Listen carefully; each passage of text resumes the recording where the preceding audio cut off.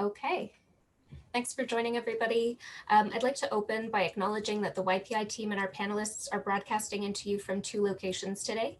The Dish with One Spoon territory, which is also known as Tekaronto or Toronto, which is the territory of the Mississaugas of the Credit, the Haudenosaunee, the Anishinaabe, and the Huron-Wendat.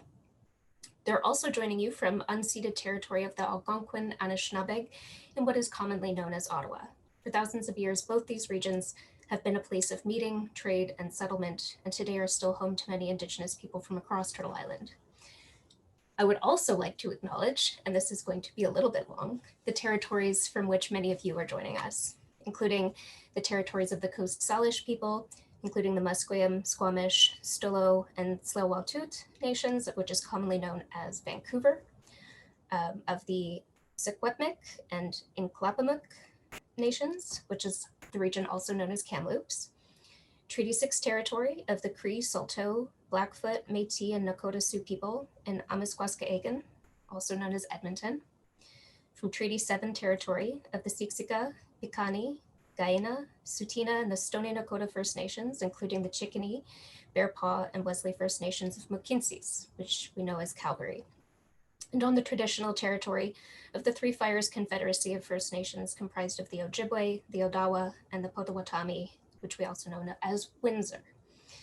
Of course, as well our friends from the Dish with One Spoon, including Hamilton and the Niagara regions. Land recognition is a tradition of showing appreciation and respect that goes back centuries in many Indigenous cultures, and today it's an act of reconciliation that reminds us of our relationship to the land where we live, work, and learn, and it asks us to consider how we are honoring and upholding the rights of Indigenous people. We share this piece of art by Métis artist Christy Belcourt, which is titled Our Lives Are in the Land. And in her artist statement, Belcourt says, "The plants are teachers. They are connected to each other and all other spiritual beings through the sacredness of life. When I remember who I am, a human being connected to all of life, I remember also that I am loved by the spirit world and our ancestors. And when I remember this, I remember to respect even the smallest things." Okay, so what we have on deck for you today, once we finish up with some introductions and check-ins, you'll hear from Kate and Noor from the YPI team, who will take you through some of the updated resources that we've provided to help with YPI finals planning. We'll then take a short discussion period to ask them questions directly. And then we are so fortunate to have two wonderful case studies. First off, we'll have Greg Mountenay and his two student chancellors, Ahmed and Marcus, from West Carleton Secondary School near Ottawa. And then we'll have Owen Smith from Crestwood Preparatory School to take us through how they did their pre-recorded YPI final last year, after which we'll have another Q&A period for those two groups of folks. Okay, so my name is Rachel Paris. I use the pronouns she and her. I'm YPI's Manager of Digital Strategy and Community Engagement. My role today will primarily be as moderator, so this is the most you're going to hear from me today. And I think on to Noor. Hi everyone, my name is Noor El Husseini. My pronouns are she and her. I grew up in the traditional territories. I grew up in Montreal and Ottawa on the traditional territories of the Kunien'Haka and unceded Algonquin land. I am a second generation refugee and settler to Turtle Island, and it's a great pleasure to be here. So thank you everybody for being here. Thanks, Noor, and hello, everyone. It's really nice to see all of you. My name's Kate. I'm the National Program Director at YPI Canada. I use the pronouns she and her, and I am a second generation settler of European descent to Turtle Island. I also want to give a very warm welcome to Mr. Greg Mountenay, Mr. Marcus Almeida, and Mr. Ahmed El-Hamed and Mr. Owen Smith, and they will be introducing themselves later in the webinar. But we're really thrilled to have them to share their perspectives, as well as everyone else on the call today. So thank you all for being with us today so much. You heard from Rachel about the traditional territories of the different locations that people are joining from today, including regions across Southern Ontario, in BC, and in Alberta. I'd like to give a special shout out to all of our friends watching the recording as well at a later date. When schools closed in March, we were blown away by how many schools wanted to continue with the YPI program. 98% of our schools completed the program, and 85% of these schools did so after the pandemic hit. This year, we have almost 100 schools on board, and we are deeply humbled by the leadership, commitment, and passion that our teachers have demonstrated for this work. On our part, we are more committed to our mission than ever. In the face of a deeply divided, unjust, and inequitable world, standing in solidarity with youth and supporting their voices, action, and advocacy inspires us, and it gives us hope. As you all know, students are doing wonderful, critical, and creative work through YPI this year, and we thank you so much for making this possible. We know that many of you feel the same way. I'm sure all of you on the call does. And we sincerely thank you for being here with us on the webinar today and throughout this time generally. Okay, so why are we here today? This is to sort of set the stage for our conversation. So when we were planning the program over the course of the summer, we foresaw finals not being a possibility realistically for most of our schools. And unfortunately, that reality has come about. And so we were looking at what the outcomes of YPI finals were and what can we support teachers to do to replicate some of those outcomes. So what we came up with are these three major outcomes of YPI finals. So at a final, a really key thing that happens is that you make a decision about who is receiving your YPI funding. So decisions about grants. The second two are really about an authentic audience. So there's always a wide audience present of typically at least the full grade level of participating students at your school. Many of you invite community members in, additional grades of students at your school, people like parents and other community members as well. And we all know that an authentic audience helps your students to produce the best possible work. It incentivizes them to really put their best foot forward. And along that same vein, with an authentic audience there, a lot of awareness raising happens around the social issues and around the charities that students choose to focus on. And this is important to us in particular because charities that participate in the YPI program indicate that this is the top reason why they participate, above funding, above youth engagement. It's all about awareness raising. Those things are very important to them as well, but these things are always top of mind. So how do we replicate these things during a pandemic? So that's what we're here to talk about today. Before we do that though, I want to back up and talk about the big picture. So as I mentioned this year, about 100 schools across 7 provinces in Canada are currently participating or about to start participating in YPI.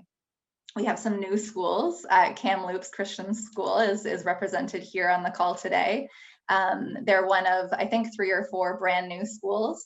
And then we have a couple virtual schools in Toronto and potentially in Waterloo participating as well. So there's some interesting stuff happening this year, some new communities being reached. Approximately 15,000 students will learn about their communities and advocate for charities. You're all good at math, I'm sure. 100 times 5,000 is $500,000 in grants will be awarded to local social service charities. And we've been doing this work since 2002. So as many of you know, YPI is active also in Scotland, Northern Ireland, and the US. Just in Canada, we've granted $10.5 million and have seen 600,000 students participate in the program. The pandemic has thrown a wrench into our expansion plans temporarily. We still have a big, hairy, audacious goal that by 2023, which is our 20th anniversary, we would love to be granting $1 million every single year through 200 schools participating in our program, and that's in Canada alone. So COVID hit in March, and we really pivoted or pirouetted, as I've heard. So you all know these updated guidelines, but we want to reiterate that we are trying to be as flexible as possible this year and follow your lead about what is possible and what makes sense in your communities. And so we've offered flexibility on full participation among the grade level at your school. There's an updated curriculum that I'm really pleased Noor will be able to share with you today about. Students are engaging with charities online or not at all. Our stance is that in solidarity with charities, students should not be reaching out with requests for time, but always notes of gratitude, sharing that they're interested in their work and they're appreciative of the work of charities. That's always a good thing that we encourage. We're offering some workshops in locations that we've never offered workshops at before. So if you're interested in having us come in to do either a launch workshop or what's called a YPI Community Voices workshop, please reach out and we'll have a conversation about that. Differentiated assignments, so students working individually, students working on things other than a 10-minute pitch presentation. We've seen a ton of creativity come out of this time, of students designing websites, of students publishing art pieces, of students just doing their advocacy in new and innovative and creative and really inspiring ways. Grant splitting, I know you're all familiar with that. It's something we've never done in the past. It's been very popular. And so this is in support of logistical challenges and just in recognition that it's not going to be possible for a lot of people to have some sort of final. And so doing a grant split that acknowledges the cohort of students doing YPI at the beginning of the year should have their own grant to direct, and students doing it at a later time during the year can have their own grant to direct, as long as it's split in equal ways and adds up to $5,000, and they're of a substantial size. So we've we've limited it at up to 4 ways, this grant split. And then seeking creative ways to showcase student work and create opportunities for advocacy. So this is something that we're still working on, and we're looking forward to a conversation with you about this today. Excuse me, I'm passing it over to Noor, and I will get some water as I do so. Thanks so much, Kate, and thank you everybody for being here. First and foremost, I sincerely hope that you find yourselves in safety, in wellness, and in good health. I hope that your mental health and the care of your direct families and your direct community that you belong to is at the forefront and the top priority today and for the days to come. Mixed feelings is something I can definitely resonates with me, and I'm happy to unpack any of those mixed feelings together after this webinar. For the 2021 school year, we moved into emergency learning during what was and would be and is continuing to be a school year unlike any other. And as a team, we really wanted to prioritize our teacher and student support. And we were thinking about what that would look like. We were thinking about how to continue supporting students leading the work around social issues, supporting teachers leading and facilitating conversations around social issues that were most prevalent during the pandemic, and really echoing the sentiments of the UN report that was released in May 2019 around protecting and mobilizing youth during COVID-19, knowing that now is not the time to dial back in investments in youth. And so part of that, what looked like that for us, was really taking a deep introspective look in our curriculum and in our programming in a way that we haven't in previous years. And so this year we looked at developing and sharing a modified curriculum with our teachers and our schools. A lot of you have either seen it or maybe hearing about it for the first time, and we invite you to join us on this journey. But really what this curriculum is doing is looking at equity and inclusion, looking at Indigenous solidarity, looking at power, privilege, and race, and how these particular pieces help us further actually align ourselves with social justice and human rights.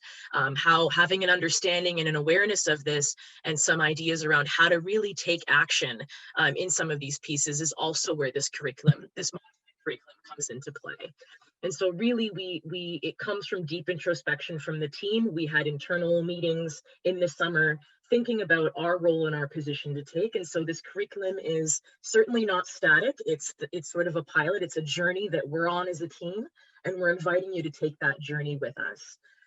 And so some of the supports that come with that modified curriculum beyond the worksheets and lesson plans that are included, my colleague Kate alluded to, were these virtual workshops that we've been hosting and facilitating with our wonderful teachers.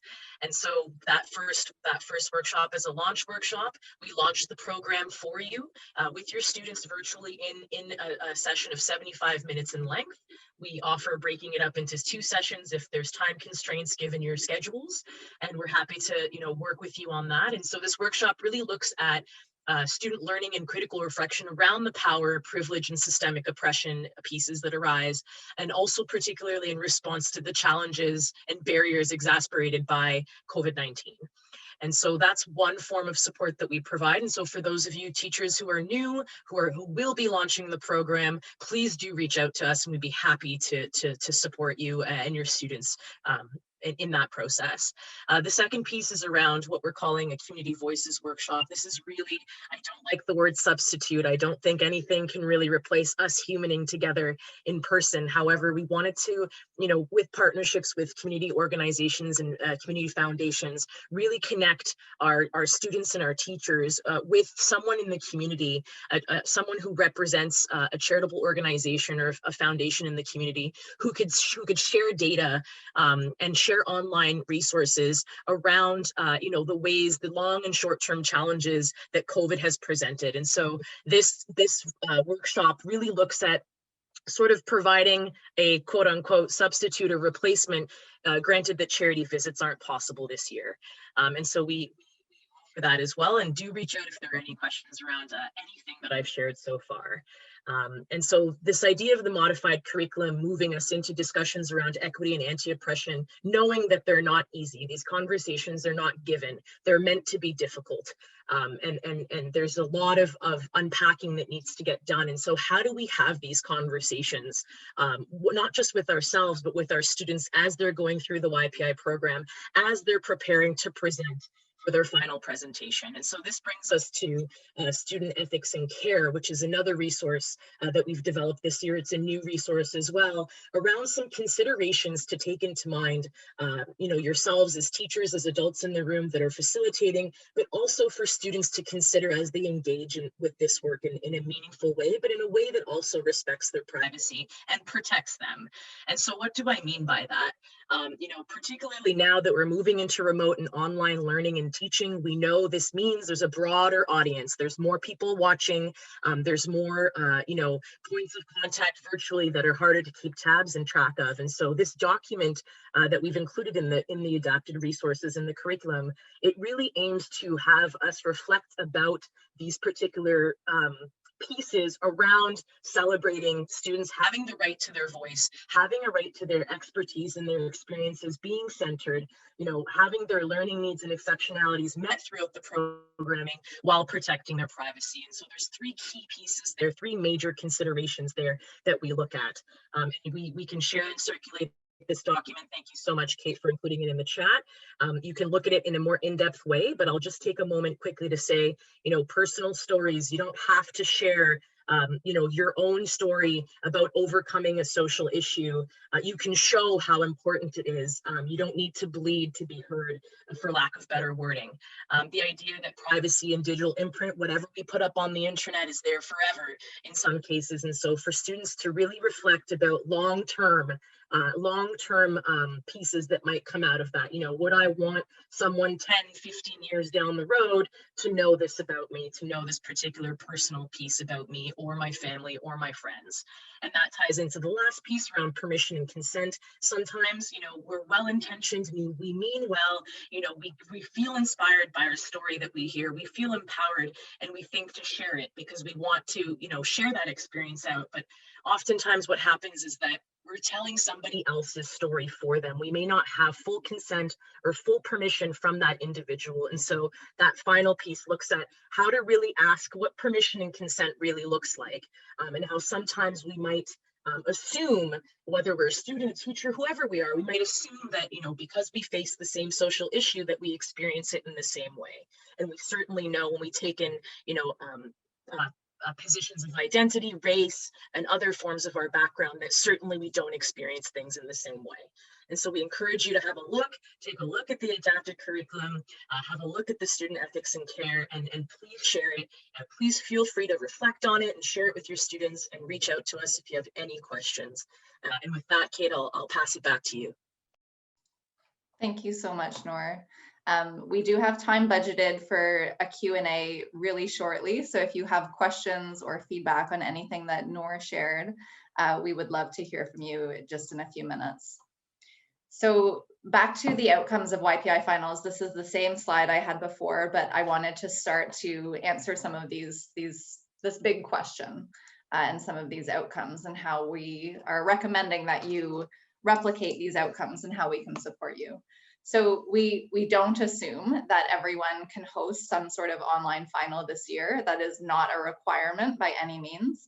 So here are some alternative methods for selecting YPI grant recipients that we saw last year. Many of you may have done something like this last year. And if this makes sense for you this year, we're more than happy to see a lot of this happening. And so in-class online voting and polling, a common theme you'll see throughout is that we would love for you to center student voice. You all know that that's what we're all about. So as much student voice as you can incorporate into the decision-making process, the better. So online voting and polling in whatever platform you use, you can do, it didn't work for us today, the polling, but if you can figure that out, you can do it that way. I'm sure there are similar polls in all of the learning management systems that you use. A lot of people haven't hosted a final, but they've still replicated the judging panel. So you can have your winners from last year or students who were particularly engaged or however you want to decide who is making those decisions, but you can have a judging deliberation for each sort of section of YPI or each sort of time frame that YPI is operational. Going back to what Noor was saying about taking into account privacy considerations, this is very important for the next point, but posting projects to social media or your school website and asking your school community to vote by liking or reposting, retweeting, for example. And then hosting mini YPI finals. So you may not have the capacity or it may not make sense for you to host a big event at the end of the year, but it might make better sense for you to have 4 different events. So if you're a quadmaster, and to keep it really simple. So to have those top projects from each class to present or to have, again, a judging panel view them with some sort of audience, the students who participated and anyone else from the school community that would like to join. And there are other ideas, I'm sure, just in this room and certainly among our community. So we'd love to hear from you just in a couple minutes about that with other ideas, if you have any burning ideas you want to share as well. So secondly, one of the other outcomes of the YPI finals that we would love to see happen this year is sharing student work with authentic audiences, which again produces the best possible work from your students, and it covers the advocacy piece. So awareness raising about the social issues your students are standing up for, and sharing information about social services and charities in your communities. This is really important to us. So sharing student projects to social media, either your school account, your division or board account, getting your boards involved is always great. And then your account as a teacher, your students' personal accounts, again, taking in all of those considerations shared in the student ethics and care document. Posting winning projects to your school website, having a video showcasing projects to share online. So Owen soon will be sharing what his school did. And there's ways to sort of scale that back and scale that up. A grant announcement, we've seen this this year a few times already for each semester or each sort of time frame to do a big check reveal, just making sure that your presentation check has the correct amount listed. It says $5,000. If a charity sees their name and $5,000, they might get really excited. They should. So just making sure if it's not $5,000 that you have a piece of paper with the correct amount on the check there. That's totally fine for us. And we would love to be involved with any of those grant announcements as well. Inviting charities to that process is always really, really great. And having students share the good news with their charities, always a good idea. Coming soon, a process for sharing work on our website. We are thinking that through, and all of the consent and that type of process that needs to be in place before we shout from the rooftops how great we think your students are, and really to give them another platform to share their work. So over to you. I know there are a few things in the chat. Yeah, so does anyone want to take the mic and share any either ideas or questions for us at the YPI team, or just any feedback that you have? Hi, Kate and Noor. Thanks again for hosting this. We really appreciate it. Out from BC.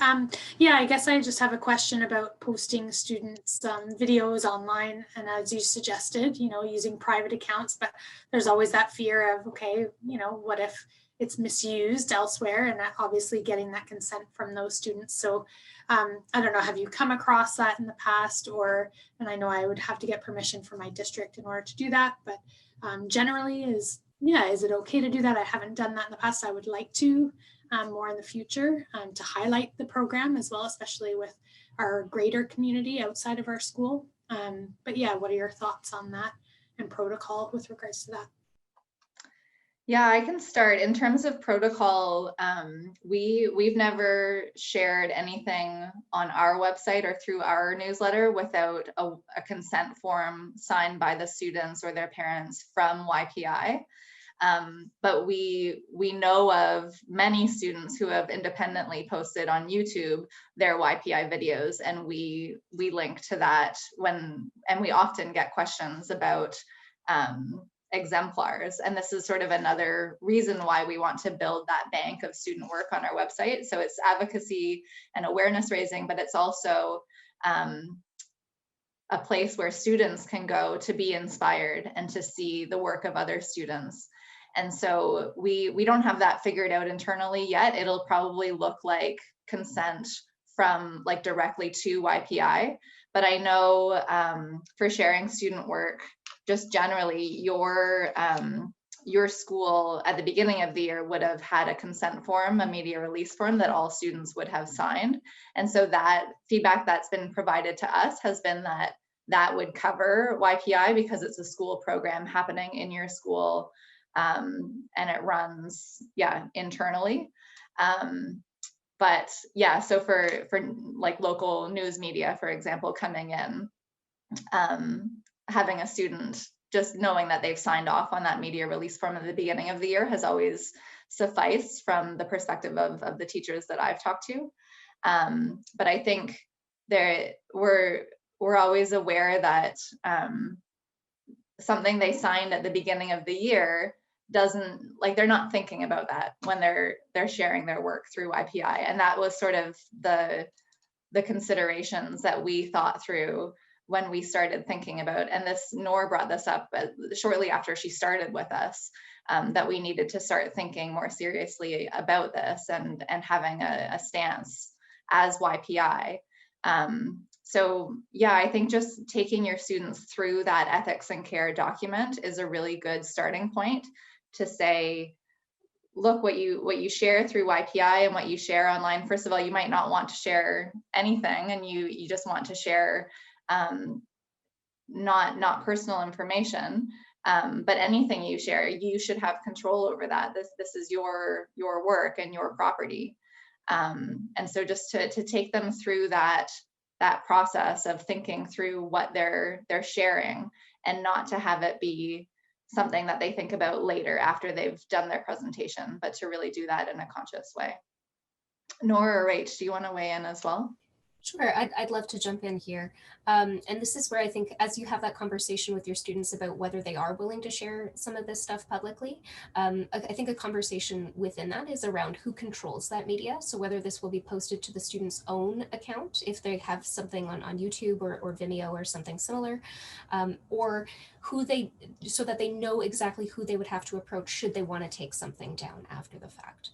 Because I think, students have to make that decision, but then they might feel differently in a few months, especially if they're noticing that there are repercussions to them.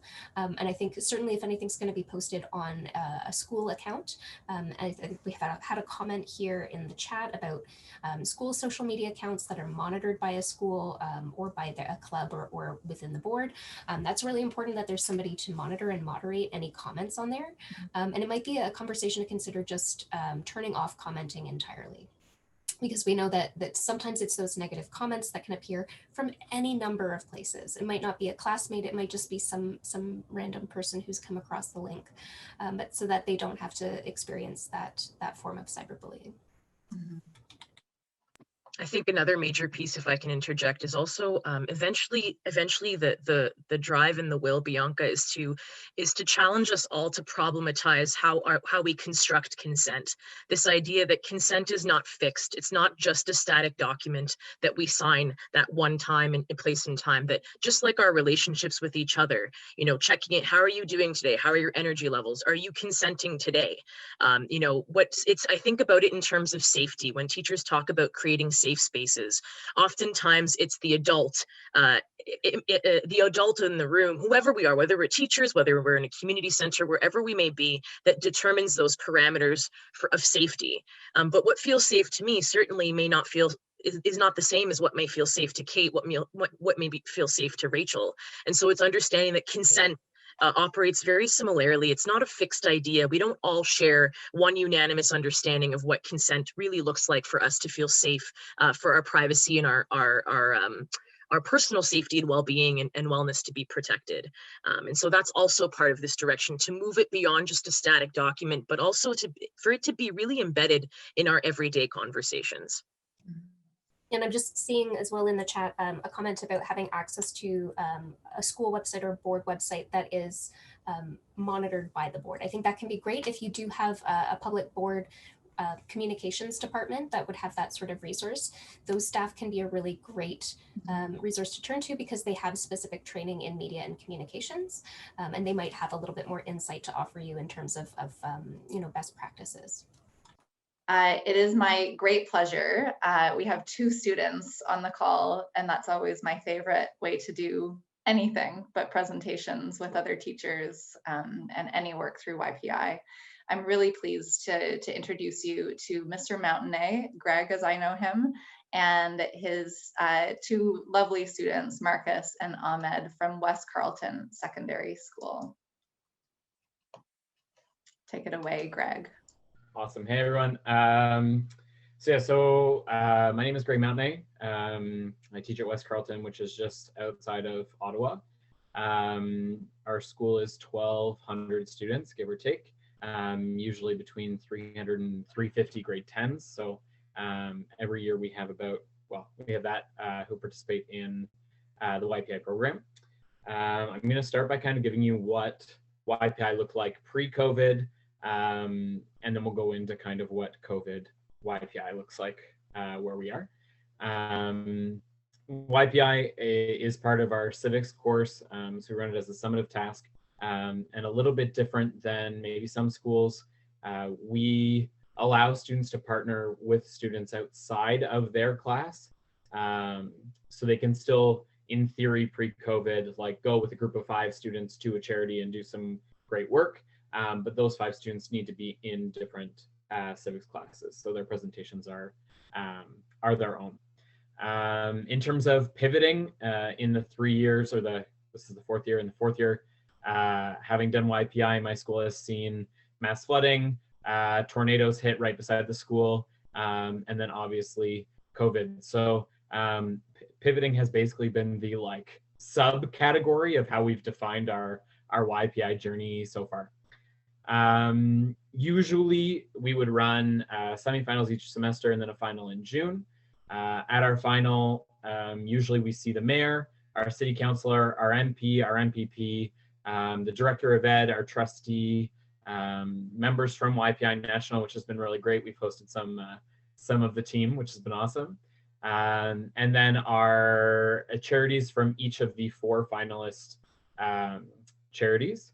In the 3 years we've run it, so that's 12 charities, we've had 11 of 12 show for our final event, which is pretty great. And then in a regular year, we would have a student band or someone played during the intermission while the judges deliberate, and a video of like kind of all the fun things we've done in civics over the course of the year.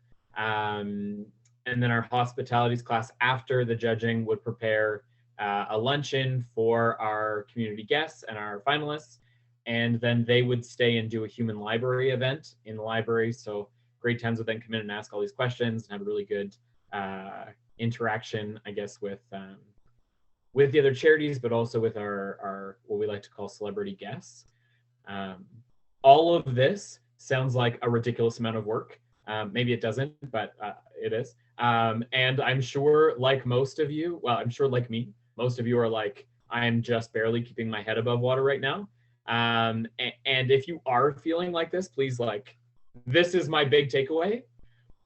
At West, we have a student lead coordinator, which means every year one of the finalists gets tapped on the shoulder and asked to kind of run, from a student perspective, YPI in the next calendar year. Usually or always, it's a student who has just finished YPI, so they have a really great understanding of kind of the final, not a lot of understanding of what goes into the final, but then we obviously work on that. But the best part about tapping a grade 11 student is that you then also have a grade 12 student the next year who can then support your lead, who is running it. In the past, so on the screen, my first lead student was in a program called PAL, which is like a peer mentoring credit. So she got a credit for some of her work with YPI. This year, when you hear from Ahmed, he's in my link class. So it's a leadership-based kind of model. And Marcus, you're going to hear from, actually is the only one not to get a credit for his work. So like an extra round of applause, but some really great opportunities for students to step up and show some really great leadership, and in return get some really great leadership experience and leadership development. It also means that then YPI at West is mostly run by students, and the face is students, and then I'm there to support, but there's also folders on our Google Drive of previous emails students have sent to the mayor, or previous, like if you've ever invited a mayor to something, there's like 8 documents you have to fill out to like tell them who's going to be there, which is very exciting for someone else to do. Which, sorry, I can see my students laughing. All of that to say, a really great opportunity for students to get involved and engaged and step up. With that in mind, I'm going to toss it to Marcus, who's going to take you through what YPI looked like from September pre-COVID through to pivoting into COVID. And then when he's finished, he's going to throw it to Ahmed, who's going to tell you about kind of what this year looks like. Awesome. Marcus, you're up. Perfect. Thank you, Mr. Mountenay. So like Mr. Mountenay said, I had the privilege of being the student lead coordinator for the 2019-2020 school year.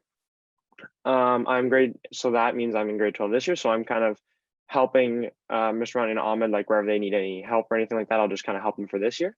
But kind of talking about how our YPI event was conducted last year.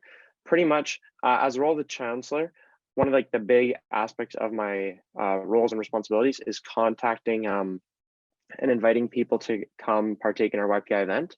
So that includes guests such as guest students, like people like within our school community. So we typically have the student council co-presidents, and they're also on the judging panel. So we kind of have some student figures as guests to be on the judging panel. We also have like our student trustee and like our mayor, like Mr. Mountenay touched on, and as well as like our guest charities that are like the finalist charities.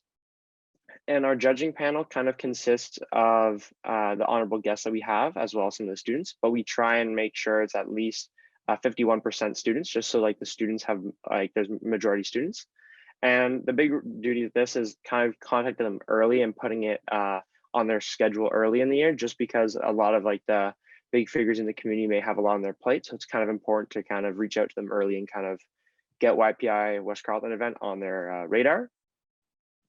So with organizing the semifinals, so at West Carleton, how it works is in semesters, in the semester form, we would have the first semester's 2 finals from there, and then 2 finals from the second semester. So for semester 1, we were able to conduct our traditional semifinals in like the in like a conference room, and we invited some teachers, English and French speaking teachers, to hear this presentations. Just then students who are in French immersion didn't have to translate their presentation. And from there, they kind of deliberated which 2 they would like to see move on. However, with semester 2 when COVID hit, we had to kind of pivot to a virtual format to accommodate the semifinals. And with that, what we did was, and we found it really useful, was we had all the students in the semifinals send a pre-recorded video of their speech. And then we sent those out to all the volunteer teachers that wanted to take some time and evaluate them and then see who moved on to the finals. And then we deliberated that in a Google Meet. So it kind of really worked out really well to introduce teachers to Google Meet, and a lot of them were familiar with it already. So it's kind of a good opportunity to use the platform. And then finally with the online finals, we pivoted and we kind of came to the conclusion that the best way to conduct it would be through a Google Meet just for our school. So with that, we had to kind of resubmit emails to all the guests and everybody and kind of say what was going on. With this, some judges obviously weren't able to attend just because with everything changing, they were a bit busy, which was totally understandable. But luckily, a lot of students stepped up and filled voids where we were kind of missing some members of the judging panel. And now just for a bit about like the presentation, like it was just kind of like all the students showed their screen and kind of presented their presentation and advocated for their charity on why they should be worthy of the grant from YPI. And then following that, we kind of went out into 2 breakout rooms. And one of the breakout rooms was the human library that Mr. Mountenay mentioned before. And in that breakout room, it was myself along with all the student finalists and the chair, and then the representatives from the charities. And they were all kind of, we had our traditional human library where we were able to kind of communicate with them and just ask questions about their charity, and especially like if their charity has planned on how they're going to kind of tackle the challenges that COVID-19 brought. So it was a really insightful experience for everybody, kind of understanding the behind the scenes for a lot of the charities. And that was moderated by myself. And whereas in the other breakout room, Mr. Mountenay was moderating the judging deliberation. So in the other breakout room, they deliberated which finals presentation they felt was worthy of the YPI grant. So yeah, that was pretty much how our YPI event for 2020 went on, even with COVID-19. And overall, we felt that it was a really good experience for all the students that partake in it to kind of have that experience. And a lot of them were really motivated, and we felt it was a really motivated group. So we really wanted to put something on for them, and we felt like it worked out really well for them. So with that, I'll pass it on to Ahmed, and he'll just talk about what's going to happen with West Carleton's YPI event for this year. Thank you very much, Marcus. So hello, everyone. Thank you all for joining us today. My name is Ahmed, and I am a grade 11 student at West Carleton Secondary School. So I'm going to start off with last year. I had the great opportunity to win the YPI event within my school for my advocating charity, which was the Ottawa Mission Foundation. The foundation works to help the homeless people in Ottawa, and it's a great charity. And this year I was given the role to become the student lead coordinator of the YPI event in my school. So this means that Mr. Mountenay and I, and along with Marcus, who's helping us, will be working alongside each other to coordinate the event this year. My role as a student lead coordinator is to contact everyone who's going to be part of the event this year. This can be students, teachers, judges, guests, charity hosts, and many more. This is of course done with the support of Mr. Mountenay, and we are very fortunate, as he mentioned, to have a folder full of great resources and templates from previous years to work from, such as email templates and so on. We've also created a timeline this year with dates to follow to ensure that we are still on schedule with all of our plans. We also make sure that we have French-speaking teachers so that students are not required to translate their presentations.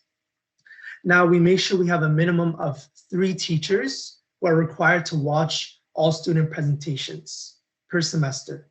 And we also include students as well to allow the varied perspectives. Now, a large portion of our focus this year is to ensure that we are supporting our fellow participants, especially students.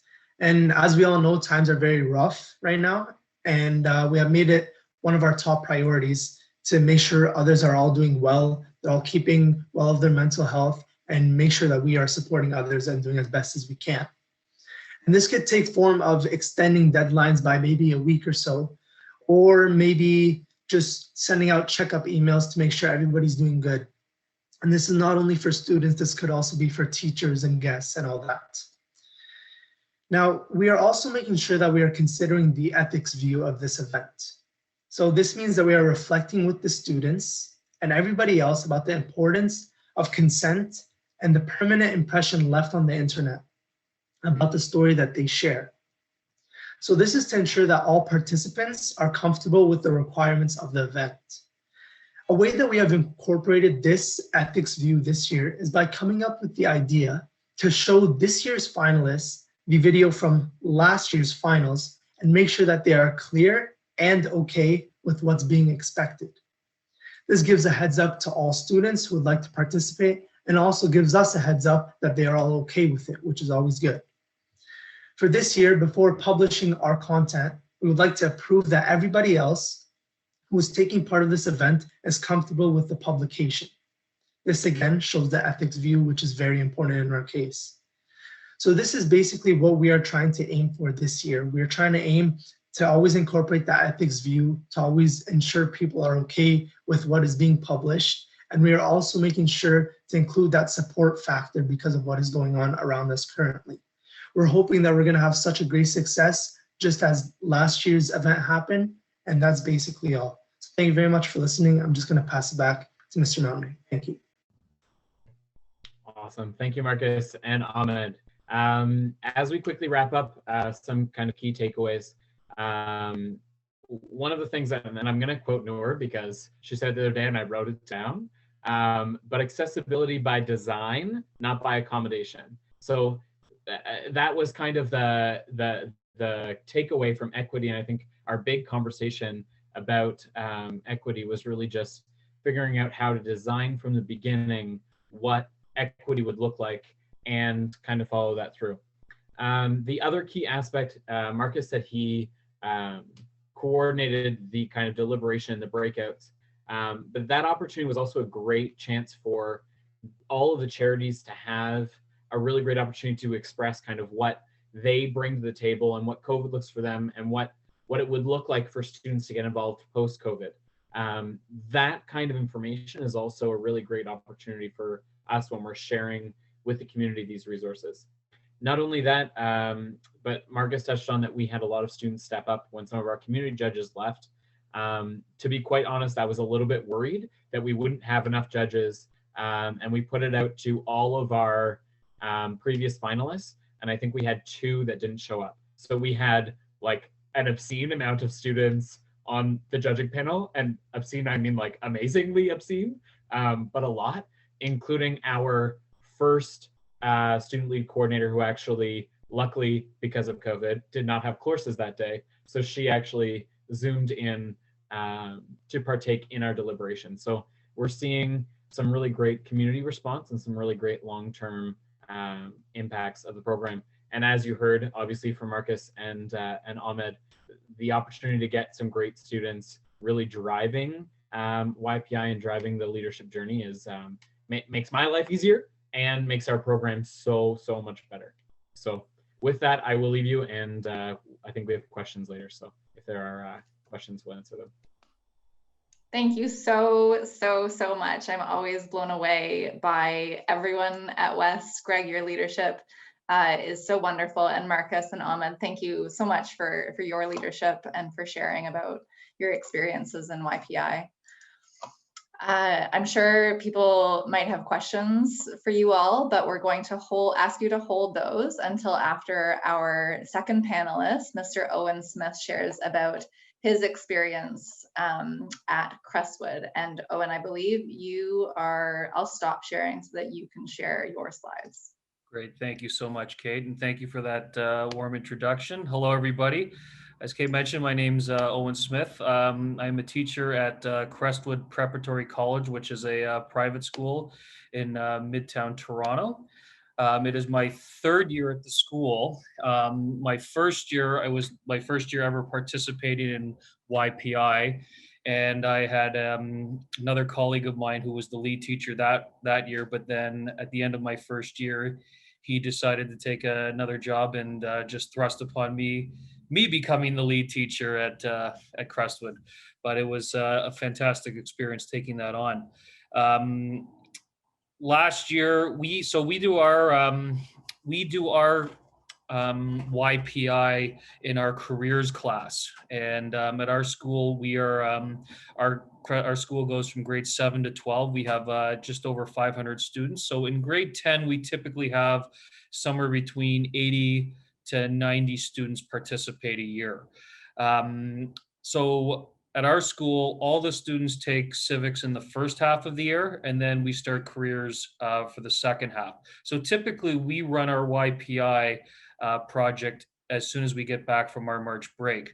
So of course you can imagine how our plans were completely blown up last year as YPI, as COVID hit. And interesting enough for us, as one of the benefits of a private school is we do have a 2-week March break, and I'm not here to brag about that. But when we left for March break a week earlier last year than the public system, it really hadn't hit anyone what was going on. It was during like our first week of March break where it really was becoming clear things are not going to be, it's not going to be a normal return to school for us. So over the March break, I believe I emailed Kate just saying, I think we're going to have to cancel at this point our student visits to charities, as it's probably not safe to be sending students into the community. About an hour after that was when they started telling us that no, we're not even going back to school. So I was being contacted by our vice principal. You're going to have to completely blow up YPI and come up with something different. And as it became clear that when we got back from school, it was going to be totally different. So normally, as I said, our YPI begins right after March break, and we have our assembly near the end of April. We typically coordinate that with our school play, as our school play is also held at that time, and they bring in a rather extravagant and large stage that is set up in our gym. So it really works well for us to use that stage while it is at our school. And we typically have our entire school body is present. We have members of YPI join us. We have members, we've had members of TD and sponsors participate. I know in the past, Peter was able to bring in, I think, some politicians and some other members of the community, and usually large numbers of parents do. Parents of the participants, members of the parent council are also in attendance. So it's a very well attended event. So unfortunately, that whole thing went out the window this past year. So it was as much as I had felt my first year doing this, I felt totally prepared to take this on, had a number of things already prepared, ready to go, and then spent the second week of March break huddled up at home, learning how to quarantine, figuring out, okay, what do we do? How are we going to make this work? It also became clear that, okay, this is not going to be a marked assignment anymore. So what do we do? But I felt that this was still such a valuable learning experience. It was important for our students to learn about the vast number of charities in the Greater Toronto area. I've always said we're very fortunate in GTA being in a large city, and there are so many charities that our students can normally visit. So we had our grade 10 students to start off when we were still figuring out the first week back. Just you can start researching a charity. We set up the same parameters that we normally do around YPI. Because our schedule when we went to the online wording was online class in the morning, and then students were off to work independently in the afternoon. and everyone was still kind of adjusting, we gave students the opportunity to either work in groups or work independently. And interesting enough, it was about, I would say, half and half. Half the students still wanted to work in groups, but a good about half of them chose to take the independent option. As as we started to get our bearings, and YPI started to reach out about what adjustments we were able to make, and their leadership and their support in this process was unbelievable. We started to come up with a plan of, okay, what are we going to do about an actual presentation? Because originally, when we started the first week, oops, wrong button, I had said, we may not have like a YPA final or presentation. This may just be complete a PowerPoint presentation of the charity of your choosing. So what we came up with was the students who were, we gave students the opportunity to choose if they would like to do a YPI presentation. This would be optional work on top of what we were asking them to do in their careers class. And we still had quite a number of students participate in that and do a video. So the students who did not participate in the actual finals just completed a PowerPoint presentation. So it kind of just became like a research project for them, but we still had a number participate. So in total, we had 13 submissions from the 5 careers classes submit videos. Some were singles and some were group works. So what the students typically did was they had a meeting. Most of them did this on Zoom, and they recorded their presentation as we are doing now, had their PowerPoint that they shared, and we still had similar requirements. We used the updated YPI video criteria to evaluate them, and video still had to be within the 10-minute time frame. So this was good. Following that, myself and my co-teacher of careers, we evaluated, we did the evaluation of the videos, and we came up with our 3 finalists. Following this, as we wanted to give feedback to everyone who did this, so we had follow-up meetings with each group or each individual who submitted a presentation, gave them our feedback, much as we would have done in normal times.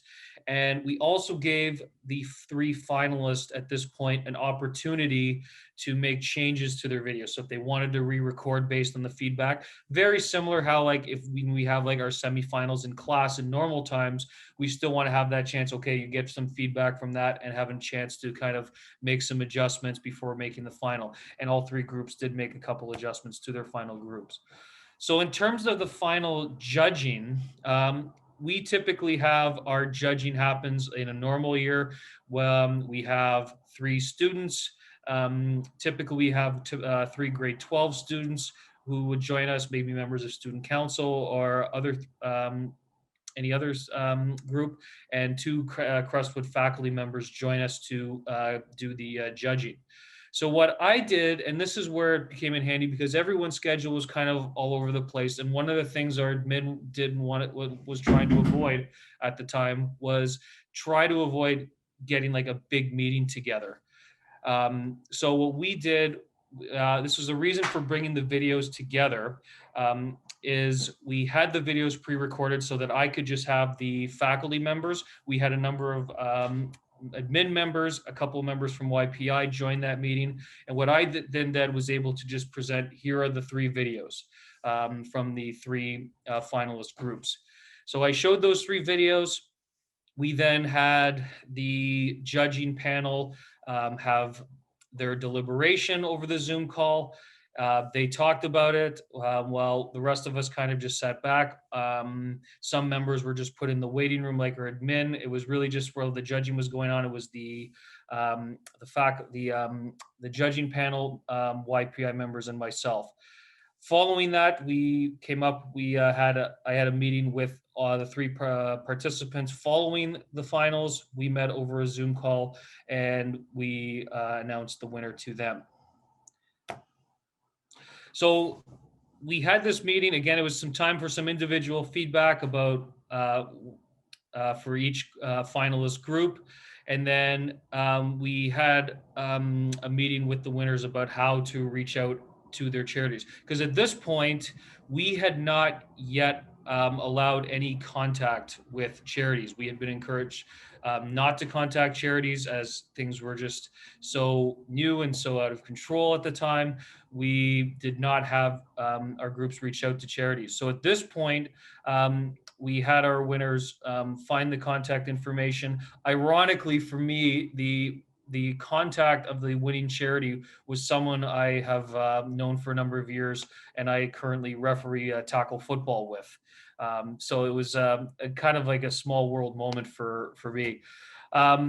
So what we did for our finals and what we came up with our final presentation, our director of IT, who was really, really helpful in this, he put together the final video presentation, and it looked very similar to how our YPI regular assembly did. Now, in normal years, we would have last year's winners be the host, but just given the circumstances, I took it upon myself to host the meeting. But we did have last year's winners come in and be the judges, and I had them announce the winner of this year.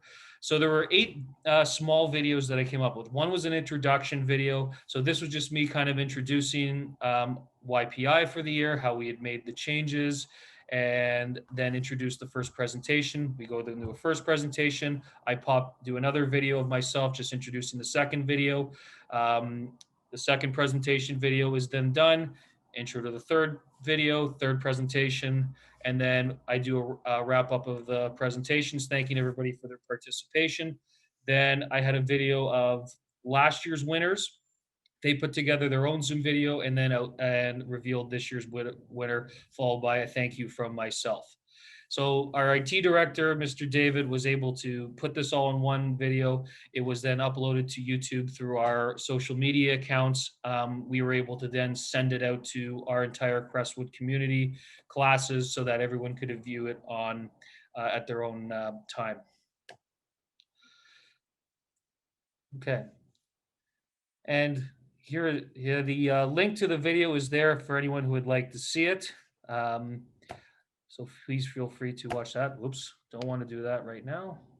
Okay, and then contacting the charity. So as I said, our winners were able to contact the charity following this video going out. So our winners, they took this on completely. I really had very little to do with this part. My only job in this point was to let YPI know when we were going to be doing this. So we had our winners arrange this meeting with the winning charity. They set up the recording on using Zoom, and we also uploaded this video to our CPC community through YouTube and our social media accounts, and it was then sent out through our community so everyone could see that even during this pandemic, that this project, which has become a real integral part of our Crestwood community, was still going on even during a pandemic. And we had a lot of good feedback from the 3 members of the winning team, but also everybody else who participated in YPI. It's still, even though it was not the same experience as going to charities and meeting and getting to see the charities in action, the people who participated still had a very, what they found, a very fruitful experience last year. So this year, as it looks, it doesn't look like we will be doing charity visits again. It doesn't even look like we'll be able to do our assembly. But what we have been doing this year for events at our school, such as like Remembrance Day, is we've had pre-recorded videos. We have like an assembly day in class, and our first period teachers would just show a YouTube video to their class over Zoom. So whether we've been in a hybrid learning model or if we're at home, this would still allow us to share the YPI finals with us. But we are planning to go back to having like a scheduled time. Last year was just kind of sent out and watch at your own timing. This year for our students, we plan on having all of our students see the finals again, which they did not get to do last year. We are also planning to have our, as students at our school are quite comfortable on Zoom and online forums, we plan on having our group work back as a requirement, and that everyone will not just complete the PowerPoint presentation, they will also be doing a video presentation to show what they have learned about their charity of their choosing. So that is the tentative plan moving forward. Of course, in COVID times, nothing is definite, but we certainly hope to have a little bit more of a normal YPI finals this year in 2021, even if we are still at home or back to our hybrid learning model. Well, thank you very much, everybody. I will, Kate, I'll give you back. I will stop sharing my screen and give it back to you. And thank you again, YPI, for allowing me to share our experience this year. Oh my gosh, thank you, Owen, so much. And both groups, panelists, you're much better at staying on track of time than I think we are. So we have extra time for question and answer. Just to sort of recap, we wanted to share these two examples because they were quite different. Owen, I know that you said you're moving more to a synchronous model this year if things go according to plan.